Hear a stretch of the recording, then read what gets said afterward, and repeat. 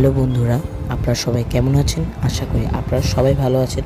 আমিও খুব ভালো আছি। আমি হচ্ছে রুদ্র ফ্রম রুদ্র স্যান্ডবুক। তো কিছুদিন আগে আমি একটা স্কেচ বুক কিনেছিলাম।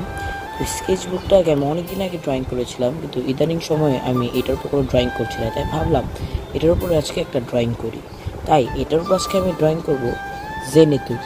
প্রথমে আমি এটার উপর আউটলাইন করে নিলাম। এরপরে এটিকে আমি এক ডমসের ব্রাশ পেন দিয়ে সুন্দর করে কালো করে দেব। লাইনগুলোকে সুন্দর করে কালো করে দেব। আমি আমার চিকন একটা মার্কার ছিল, ওটা খুঁজে পাচ্ছিলাম না, তাই এটা দিয়েই করা শুরু করলাম। এদের করতে খুব অসুবিধা হচ্ছিল, তো কিছু করার নেই। এটা নিপটা অনেক মোটা, তো তাই কালিগুলো স্প্রেড হয়ে যাচ্ছিল। তাড়াতাড়ি করে আউটলাইন করে নিলাম।